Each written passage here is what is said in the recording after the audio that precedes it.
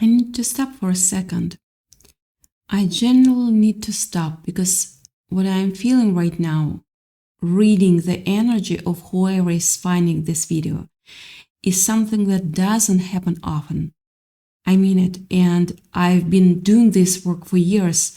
I've sat with hundreds of people, read their energy, looked into what they are carrying, and I can count on one hand the times I felt what I'm feeling right now.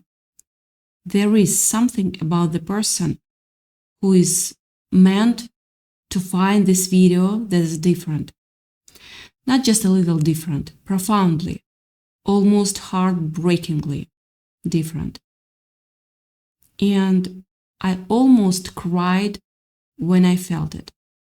Not from sadness, from recognition.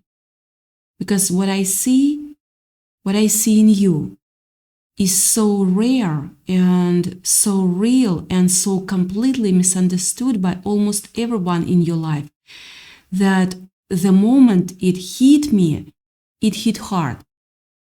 So I need you to stay.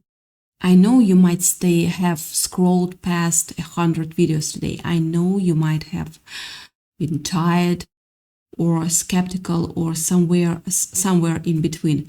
But this one is for you. I promise you, something is going to click before this over. Something that's been sitting just outside your reach for a real long time is going to finally land. So don't go anywhere. Maybe it was just this morning. Maybe you woke up and for 30 seconds in that soft, quiet space before your mind turned all the way on, you felt something underneath everything.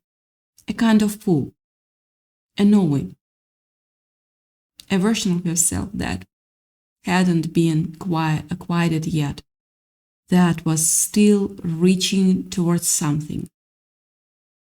And then the day started. And that feeling closed up the way a window closes when the wind shifts. And you didn't mention it to anyone because what would you say? What you would even say? I woke up feeling like I was made for something important. Nobody talks like that. So you let it pass. Just let it pass. Here is what you don't tell people. You felt it past 1,000 times. You've gotten good at that, at catching the feeling before it has a chance to turn into words, before it has a chance to become something you'd have to defend or explain or talk yourself back down from. You've gotten so good at it that it almost feels automatic now. This little internal system that senses the rising tide of who you actually are and quietly, efficiently brings it back down before anyone notices. And the strangest part, you're not even sure when it started. You're not sure if there was a moment or a person or a version of events that taught you to do this. It just became the way things are. The way you move through the world, careful, measured, generous with everyone else's needs, and somehow always last in a line for your own. What I need you to understand before anything else is that you're not broken, you're not behind, you're not too much, and you're not too little. What you are is someone who has been carrying something enormous inside them, and nobody has ever sat you down and said, do you know what you are actually holding? Do you have any idea what you actually are? That's what this is. That's why you are here. Let me put you somewhere specific, because you need to feel this, not just hear it. You are in a room with people. Maybe it's a meeting, maybe it's a dinner, maybe it's just a conversation at somebody's kitchen counter. And something comes up, a problem, a story, a moment where the energy shifts and everyone's looking for what to do next. And you see it, you see the thing, not just the surface thing, but the layer underneath it. And the layer underneath that, you see the human truth sitting in the middle of all the noise, and you feel it forming in your chest, the way a sentence forms before you've even found the words for it. You have something to offer that would actually change things. And then you don't. You watch the moment pass. You let someone else say the simple version. You smile, at the version. You become the person who makes space for other people's moments, while your own moments just quietly folds itself back up and disappears. And later, maybe 10 minutes later, maybe that night in bed, you remember it. You remember exactly what you would have said, And you know, without any doubt, that it would have landed. It would have changed the room, not in a showy way, in the real way, in the way that makes people feel something true. But you didn't say it. You didn't say it. And what gets me, what I cannot get past when I feel your energy, is that this isn't because you are shy. It isn't because you don't have the words. It's because somewhere along the way, being fully seen started to feel like a risk that cost too much. Being fully yourself, all the way without editing, started to feel like something you didn't get to do. Like a door that was technically still there, but had been painted over so many times you stopped thinking of it as a door. Here is the paradox that lives right at the center of who you are. You are one of the most perceptive people in the almost every room you walk into. And almost nobody in those rooms knows it.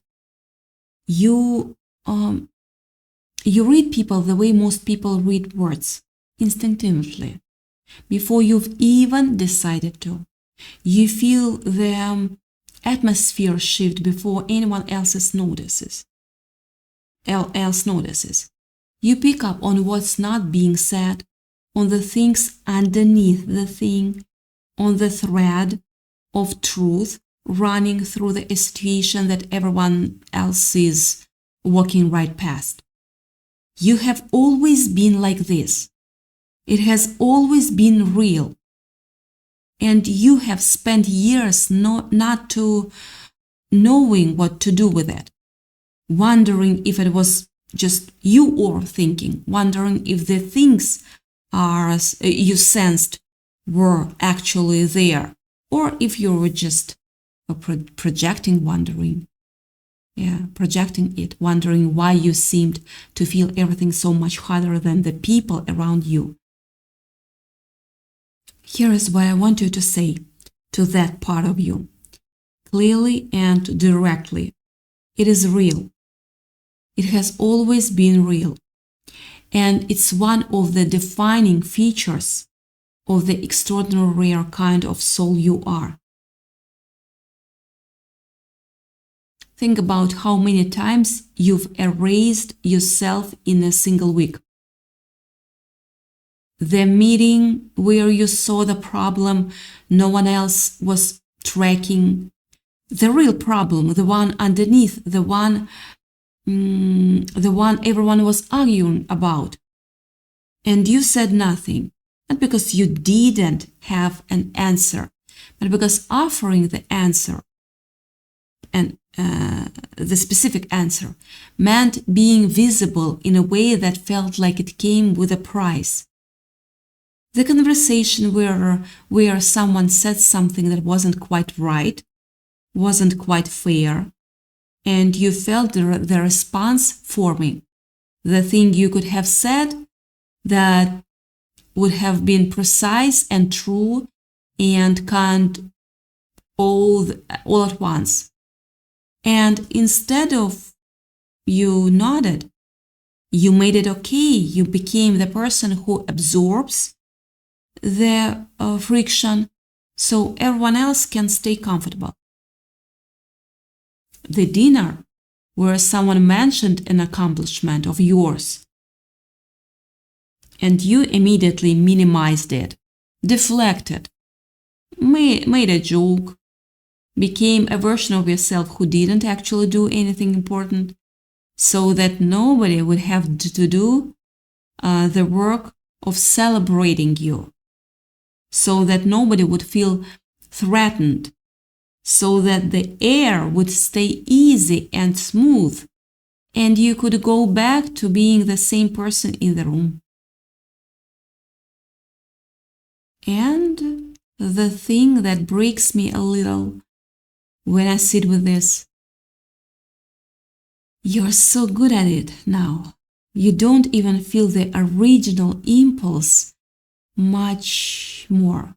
Yeah, you feel it starting to form, and you've already begun the process of folding it back up before it even fully arrives. You have automated your own invisibility. You've built it into the circuitry of how you move through the world. Think about what that actually costs. Not just in any one moment, but in accumulated moments over months and years and a whole life of choosing the version of yourself that's easiest for everyone else to be around. Every time you folded that impulse back up, something in you noted it.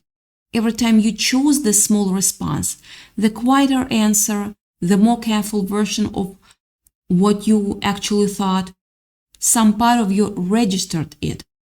Not with judgment, just with quite patient, completely accurate accounting.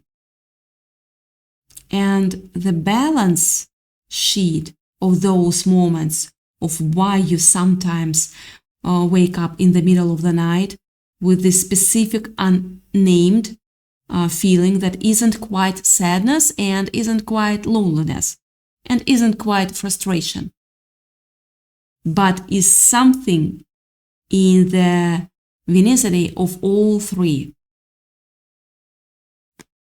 It's the feeling of a life being partially lived. It's the feeling of a person who is present everywhere and fully present nowhere. And you have learned to live with it so well that you barely even call it a feeling anymore. You just call it how things are. Here's the thing I need you to hear. You didn't choose this because you are weak. You didn't choose this because you don't believe in yourself or because you are a pushover or because you don't have the courage. You chose this because at some point being full yourself came with consequences. Someone or several someones over time showed you with their words, with their reactions, with the way they looked at you when you took up space, that your full presence was inconvenient, that your full light was too much. And you made a deal. Yeah, you made a deal, a very smart, very reasonable deal. You said, I will make myself smaller so the people around me can stay comfortable. I will make myself quieter so the people around me can be heard. I will edit myself down into the version that everyone can handle. And that deal worked. It kept you safe. Yeah, I want you to hear that clearly. That deal was not a failure. That deal was survival. Your whole system was doing exactly what it was supposed to do. The problem is that safe has become a kind of cage, and you can feel the bars now, even when you cannot name them. And there is something else I want to say about this, because I think it's the part that gets left out of every conversation about this pattern. It's not just that you've been hiding yourself from the world. It's that the hiding has started to reshape what you believe is actually there to show. When you spend long enough performing the edited version, you start to confuse it for the original. You start to think, maybe this is who I am. Maybe the quieter version, the more careful version, the version that doesn't take up too much space, maybe that's not a performance. Maybe that's just me. And I want to sit with you in that question for a moment, because it matters. Because the answer is no. That is not just you. That is you plus the weight of every moment you were taught to be less. And you can feel the difference if you get quite enough time with yourself. You can feel the weight of it. The edited version has a kind of heaviness to it, a slight effortfulness, a low-grade exhaustion. Yeah, that bad word. The real version doesn't carry. The real version is lighter. Not easier, maybe, not less complicated, but lighter. More like breathing, more like being home. Let me give you something to sit with. Think of your presence, your full, unedited, actual presence, like a particular quality of light, a frequency that only you can carry, that only you can emit. When that light is on, it doesn't just illuminate the room, it illuminates you. You see yourself, you see your own edges, your own capacity, your own reach. You see what you are capable of. But when that light is off, when you've dimmed it year by year, interaction by interaction, moment by moment, you don't just disappear from other people's view. You disappear from your own. You become invisible to yourself. And that's the cruelest part of this whole thing. You thought you were protecting yourself by going quiet. What you were actually doing was cutting yourself off from your own light.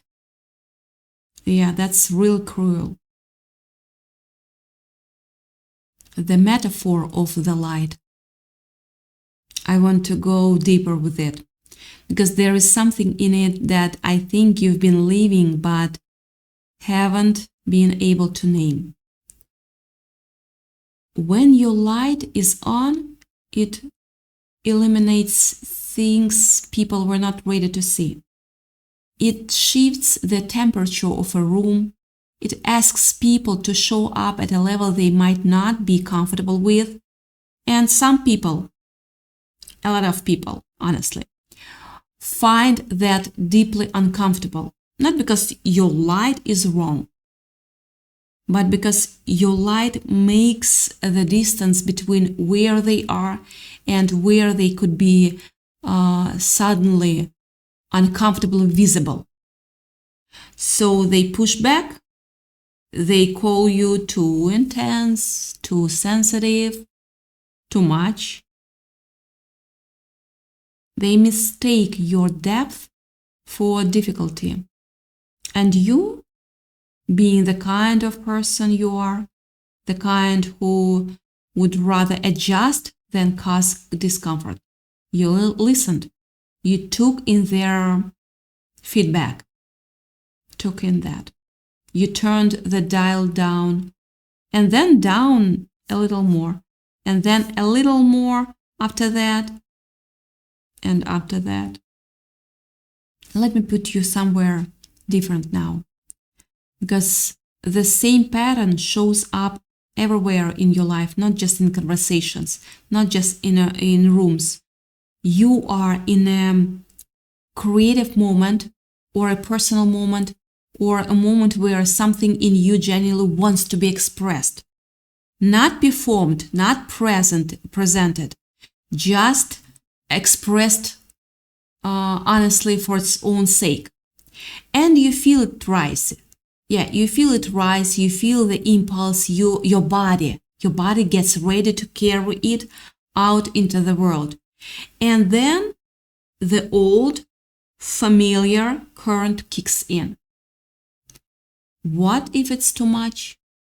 What if it takes things somewhere they are not ready to go? What if your truth makes someone else feel something they didn't sign up for? So you stay in the lane that's been set out for you. You stay in the version of yourself that everyone has already agreed is safe. And the real thing, the true thing, never quite makes it out. And listen, the pattern is so automatic now that you are not even choosing it consciously. You are reacting. Your whole nervous system learned at some point that being fully yourself came with a cost. So it built a system to prevent that cost from happening again. That system works fast. It works below the level of your thinking mind. It's not a character flaw. It's not a limitation of who you are.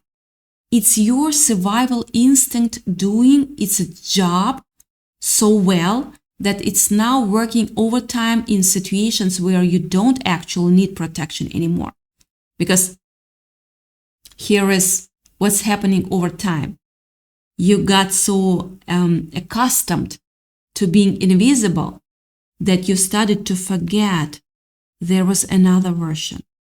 The version that spoke without calculating first. Yeah. The version that took up space like it was a right. Yeah, not privilege. Not a privilege. You're right. The version that existed with its desires and its opinions and its full, unfiltered presence. And didn't apologize for any of it. That version hasn't disappeared. I need you to understand that clearly. It hasn't left. It's been getting quieter. Yeah. It's been getting smaller. Sure. But it's still there, waiting in the quiet places you've been too afraid to go back to. And you feel it sometimes, don't you? Late at night, or in the moment alone, or in that 30 seconds in the morning before the day turns all the way on. You feel it, a flicker, a pull, the ghost of the person you actually are underneath all the managing and adjusting and making room for everyone else. That's not nostalgia. Yeah, that's recognition. That's you reminding yourself that you are still there. But here's where it gets the most uncomfortable. I'll say it gently. I'll try. Because this isn't just about you not being seen. It's about the people in your life learning to not see you. Either it's about them responding to the version of you that you've given them, the smaller version, the easier version, the version that never asks for too much. And over time, that becoming the version they expect. Let me explain. Your people stopped asking what you really think because you never offer anything unexpected. The person closest to you stopped noticing when you are hurting because you are so thoroughly good at hiding it, so completely skilled at being fine that they have taken you at your word.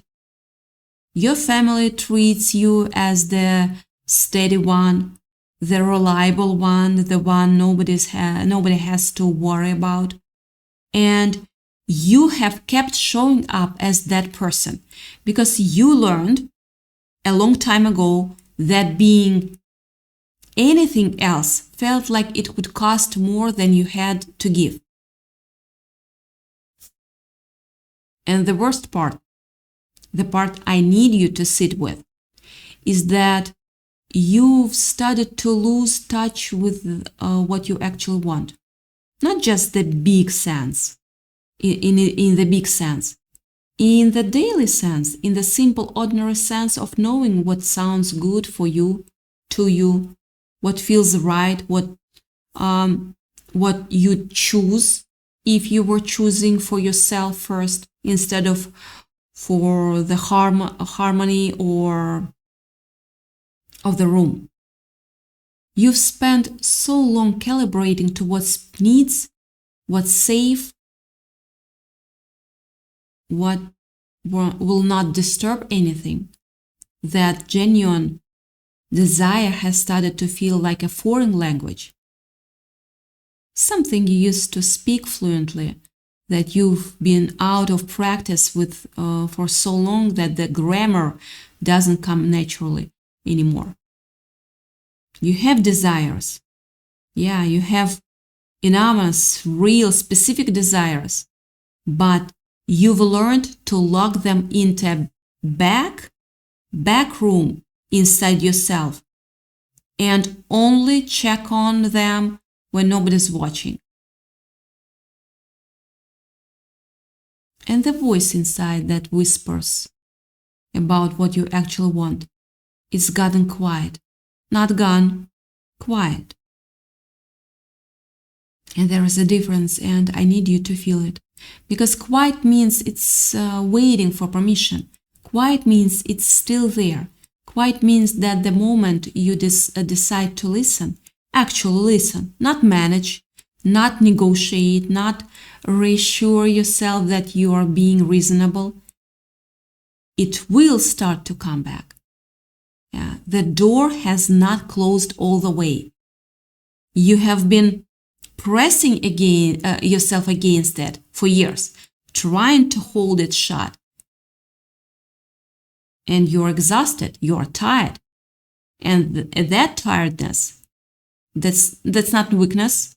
Let me, in first place, that is the beginning of something. I also want to say something about the people who have benefited from your invisibility. Because there are people in your life, maybe people you love. Yeah, people who matter to you, who have gotten very comfortable with the version of you that never needs anything, who have organized their relationship with you around the understanding that you are the strong one, the easy one, the one who adjusts. And some part of you has been protecting them from the disruption of finding out that is not actually true. Some part of you has been carrying their comfort at the expense of your own reality. And I'm not saying that those people are bad people. No. They may be wonderful. They may love you genuinely, but love that's organized around the smaller version of you is not the full love you're actually looking for. And somewhere inside you, you know the difference between being loved for who you are and being loved for how easy you are to be around. One of those feels like home. The other one feels like a performance review you keep passing. Here's the complete picture of the metaphor I want to leave you with. Your light, your beautiful light, the particular, unrepeatable, only you frequency of your full presence was never the problem. The problem was that you were an environment that couldn't hold it. And your brilliance, your sensitivity, your capacity to see and feel and know things at the depth that you do, that wasn't a glitch in the system. That was the system. That was exactly who you came here to be. And the places that told you otherwise, they were just places that were not big enough for you. And that's not a verdict on you. That's just information about them. Sorry, today I'm a little bit speechless. So let's come back to the beginning. Let's come back to the thing that I said when you first found this video. That I almost cried when I felt your energy. And I want to tell you what that means now that you have the whole picture.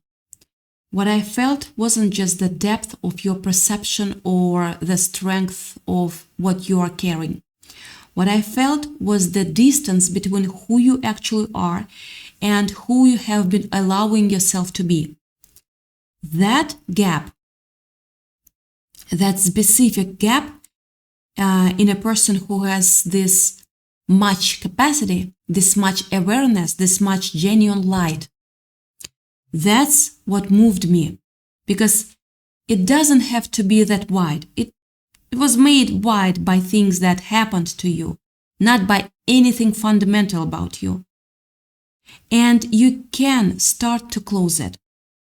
You can do that.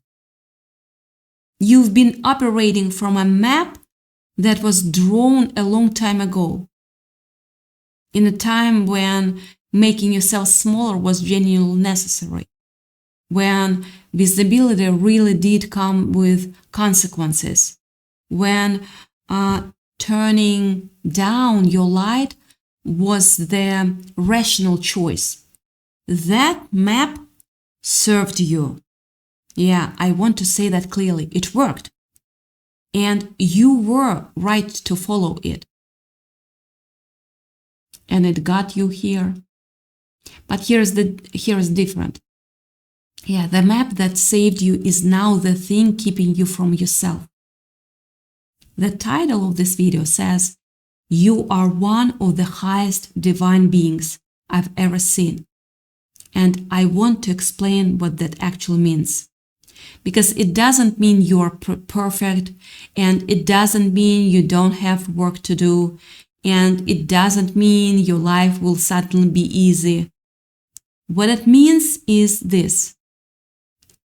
There are people in this world who carry a particular kind of awareness, a particular kind of depth, a particular kind of presence that makes them rare in a way that isn't about status or achievement.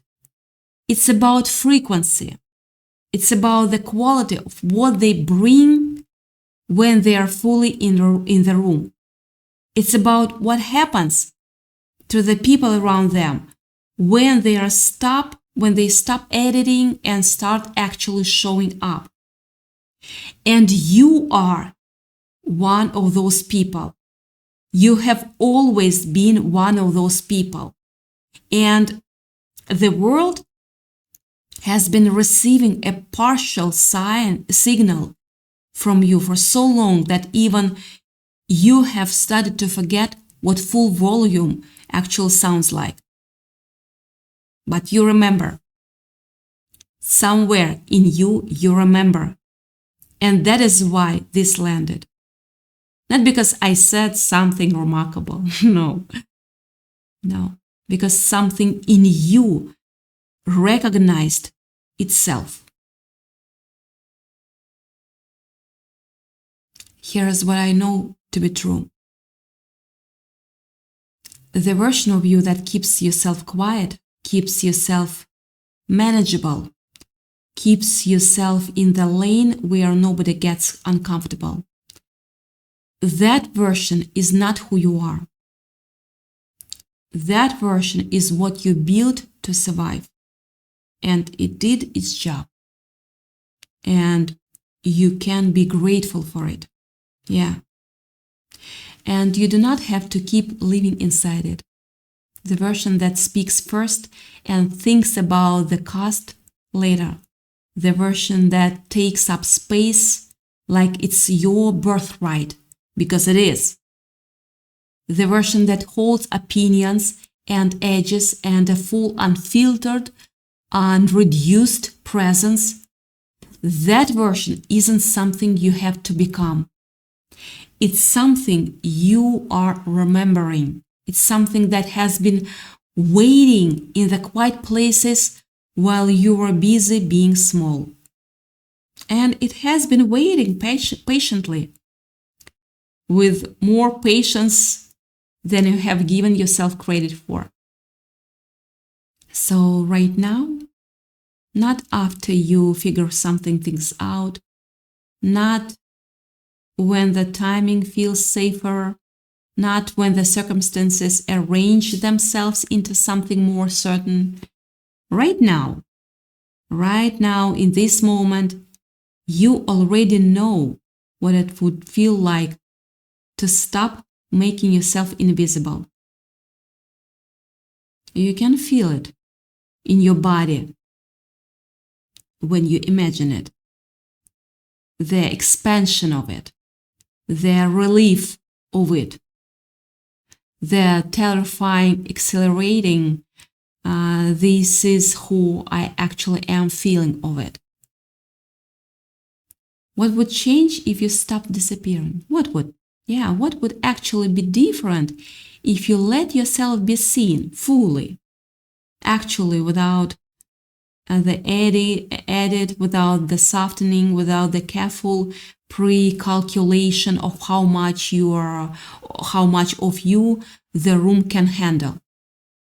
Before you answer that questions with all the reasons why it's complicated, all the reasons why it's not the right time, all the ways it could go wrong, I want you to feel what happens in your body for just a second.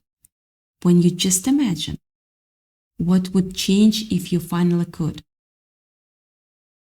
Because the person who is becoming visible right now, the person who found this video, who stayed until the end, who felt every word land somewhere true, that's not someone broken learning how to be normal.